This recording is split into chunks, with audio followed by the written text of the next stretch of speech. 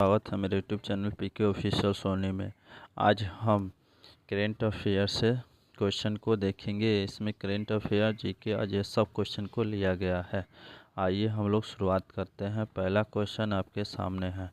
पहला क्वेश्चन है, भारत सरकार ने अनधिकृत कोयला खनन गतिविधियों की रिपोर्ट करने के लिए एक मोबाइल ऐप लॉन्च किया गया है। यह मोबाइल ऐप का क्या नाम है?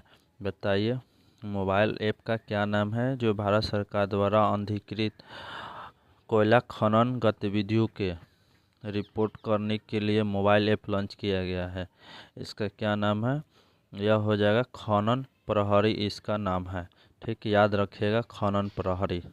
और बता दें कि चीन कोयला के उत्पादन में पहला स्थान है और भारत दूसरा स्थान पे है। पहला स्थान चीन है, याद रखिएगा, और भारत दूसरा स्थान पे है, यह भी याद रखिएगा। चलिए नेक्स्ट क्वेश्चन है, माइग्रेशन ट्रैकिंग सिस्टम एप्लीकेशन विकसित करने वाला पहला राज्य कौन सा है? माइग्रेशन ट्रैकिंग सिस्टम विकसित करने वाला पहला राज्य कौन सा है? यह हो जाएगा महाराष्ट्र। इसका आंसर महाराष्ट्र हो जाएगा। थर्ड नंबर आंसर हो जाएगा। चलिए नेक्स्ट क्वेश्चन देखते हैं, संस्कृत सीखने के लिए विकसित ऑनलाइन गेम ऐप का नाम बताइए। संस्कृत सीखने के लिए यह हो जाएगा शस्त्रांत हो जाएगा, शस्त्रांत। इसका आंसर बी हो जाएगा, शस्त्रांत। यह इलाहाबाद यूनिवर्सिटी ने लॉन्च किया है। ठीक, याद रखिएगा। चलिए नेक्स्ट क्वेश्चन है, हाल ही में किस कंपनी ने अपना नाम बदलकर मेटा कर दिया है? किस कंपनी ने अपना नाम बदलकर मेटा कर दिया है? यह कर दिया है फेसबुक। याद रखिएगा, फेसबुक कंपनी ने अपना नाम बदलकर मेटा कर दिया है।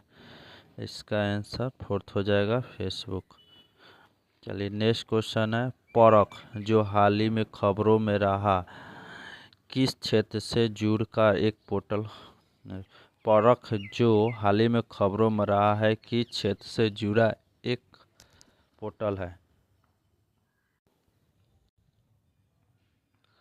परख जो हाल ही में खबरों में रहा किस क्षेत्र से जुड़ा एक पोर्टल है? यह है छात्र सीखने का आकलन। इसका आंसर थर्ड हो जाएगा, छात्र सीखने का आकलन। ठीक, चलिए नेक्स्ट क्वेश्चन देखते हैं। नेक्स्ट है, निम्नलिखित में से किस मंत्रालय ने जल विद्युत ऐप लॉन्च किया है? किस मंत्रालय ने जल विद्युत ऐप लॉन्च किया है? यह क्या है? ग्रामीण विकास मंत्रालय। इसका फोर्थ आंसर हो जाएगा। चलिए नेक्स्ट क्वेश्चन देखते हैं, बिहार पुलिस में जो भी जिसका भी बचा हुआ है वो लोग थोड़ा साइंस पे ज़्यादा ध्यान दीजिए, साइंस से ज़्यादा क्वेश्चन पूछा जा रहा है। चलिए नेक्स्ट क्वेश्चन है, भारत सरकार द्वारा शुरू किया गया ई अमृत पोर्टल से संबंध है। ई अमृत पोर्टल से संबंधित है, कौन सा हो जाएगा? भारत सरकार द्वारा शुरू किया गया ई अमृत पोर्टल, यह हो जाएगा बिजली के वाहन से संबंधित है ई अमृत पोर्टल। याद रखिएगा, थर्ड नंबर ई अमृत पोर्टल। नेक्स्ट है, जुलाई 2023 में रक्षा परिषद ने फ्रांस से कितने राफेल MZ विमानों को मंजूरी दिया था? फ्रांस ने कितने दिए हुए थे? 26। इसका आंसर 26 हो जाएगा, याद रखिएगा। जुलाई 2023 में रक्षा मंत्रालय फ्रांस से कितने राफेल MZ के विमानों को मंजूरी दिए थे? 26। इसका आंसर 26 हो जाएगा। चलिए नेक्स्ट है, तरंग शक्ति नामक अभ्यास में कितने देशों के भाग लेने की उम्मीद है? तरंग शक्ति, यह हो जाएगा 12। नेक्स्ट क्वेश्चन है, बिहार में कर्नाटक राजवंश का शासक किस युग में था?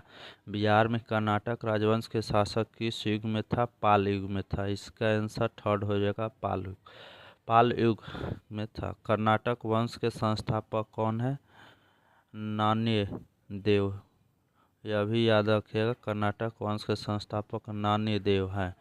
यह एक मैथिली वंश के थे। ठीक, याद रखिएगा, मैथिल वंश के थे। ठीक, यह भी याद रखिएगा। चलिए नेक्स्ट क्वेश्चन है, मौर्य काल के महत्वपूर्ण साक्ष्य बिहार के किस स्थान पे पाए गए? किस स्थान पे पाए गए? कुम्हार में पाए गए हैं। मौर्य काल के महत्वपूर्ण साक्ष्य बिहार के किस स्थान पे पाए गए? कुम्हार में पाया गया है। नेक्स्ट है, बिहार में पहली नौपाषाण संस्कृति किसमें देखने को मिला है? बिहार में पहली नौपाषाण संस्कृति किसमें देखने को मिला है? चिरांद में देखने को मिला है।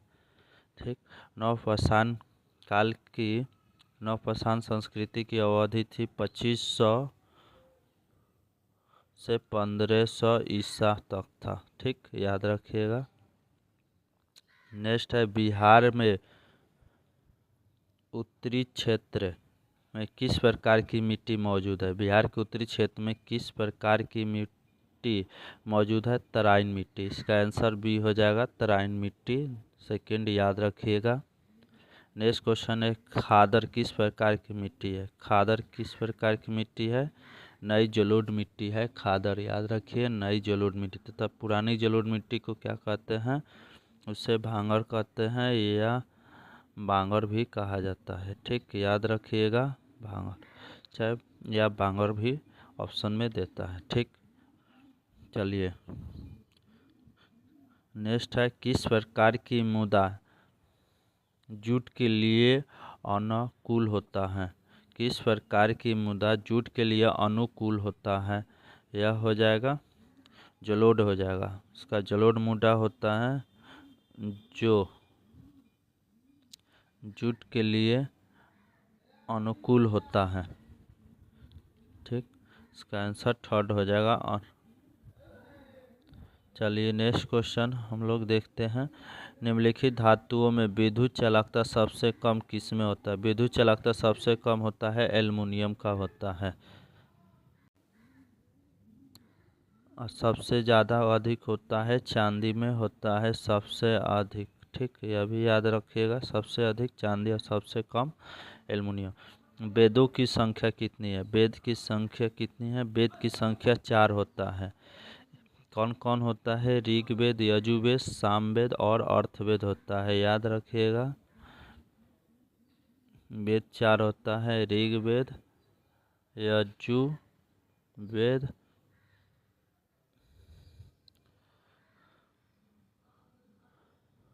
सामवेद और अर्थवेद होता है, अथर्ववेद, और एक होता है सामवेद। ये याद रखिएगा। चलिए नेक्स्ट क्वेश्चन देखते हैं, ऋग्वेदों में सूत्रों की संख्या कितनी है? ऋग्वेदों में सूत्रों की संख्या कितनी है? 1028 है। नेक्स्ट है, थार मरुस्थल कहाँ पे स्थित है? थार मरुस्थल कहाँ पे स्थित है? बताइए। थार मरुस्थल यह है राजस्थान। राजस्थान में थार मरुस्थल स्थित है। नेक्स्ट है, थार मरुस्थल राजस्थान, याद रखिएगा। नेक्स्ट है, किस संवैधानिक संशोधन द्वारा अरुणाचल प्रदेश को राज्य का दर्जा मिला है? यह मिला है 55वां संवैधानिक संशोधन द्वारा। नेक्स्ट है, भारत में जीएसटी किस देश के मॉडल पर आधारित है? कर्नाटक में। और भारत के किस राज्य में सबसे पहले जीएसटी लागू हुआ था? असम में। यह भी याद रखिएगा, असम में। नेक्स्ट है, भारत में न्यायपालिका का स्वरूप होता है? भारत में न्यायपालिका का स्वरूप होता है एकीकृत होता है, एकीकृत होता है। नेक्स्ट है, राज्यपाल विधान परिषद के कितने सदस्यों को मनोनीत करता है? राज्यपाल विधानसभा कितने सदस्यों को मनोनीत करता है? 1/6 सदस्यों को मनोनीत करता है। यदि आपको यह क्लास अच्छा लगता है तो प्लीज़ लाइक शेयर और सब्सक्राइब कीजिए।